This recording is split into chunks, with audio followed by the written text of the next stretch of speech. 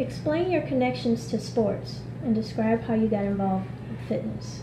My connections with sports runs really deep. Everybody from my hometown played football, so I always wanted to play football, but I could never play because I was too small and I didn't think that they were going to let me play because I had a disability. But I was a high school wrestler and I was one of the first athletes with a disability to ever compete in high school sports from my hometown, and it was really hard for me because I was so used to being able to overcome and conquer everything, but wrestling really took its toll. I lost like over 100 matches before I won my first one. Wrestling never taught me to never give up in reality.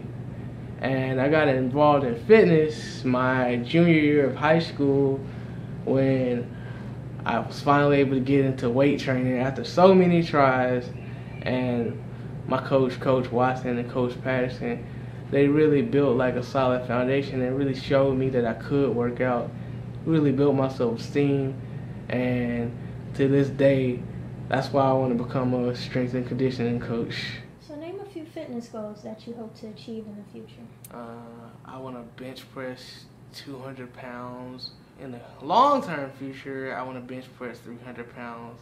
And I also want to work on being able to squat, getting my first live squat in, and taking myself through a squat workout. I want to own my own gym, and I want to be able to break the handstand push-up record and be in the Guinness Book of World Records someday.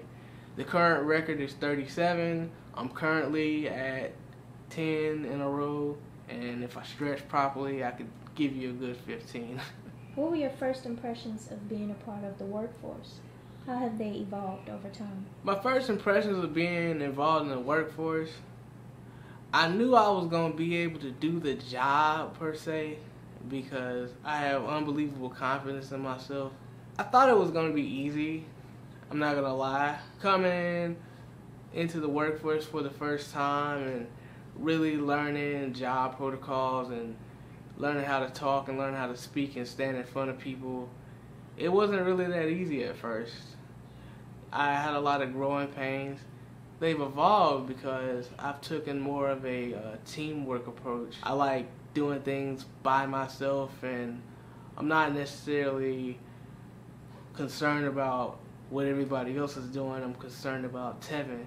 But over the years, I've kind of learned to incorporate that teamwork concept and learn how to play and come together like a person on a championship team should. If you could flash back 5 years and talk to your younger self, what would you say?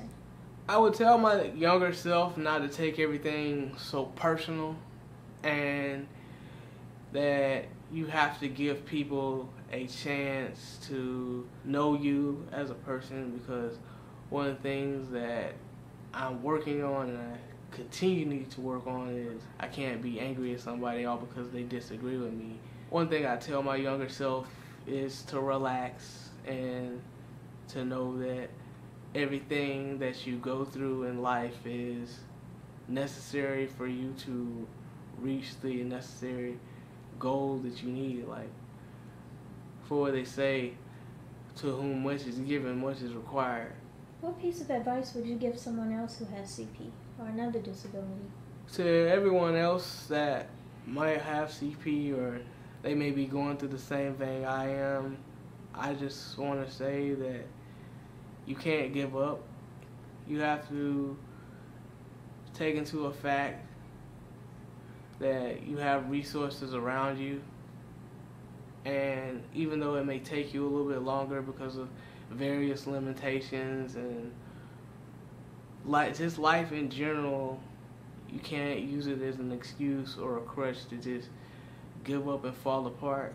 Know that you have family and friends and support, and even if you don't have that support like you need it, I'm praying and hoping that you find it, because I'm glad that I have it, and I can pretty much say that my family has and my friends have been a stable hope for me.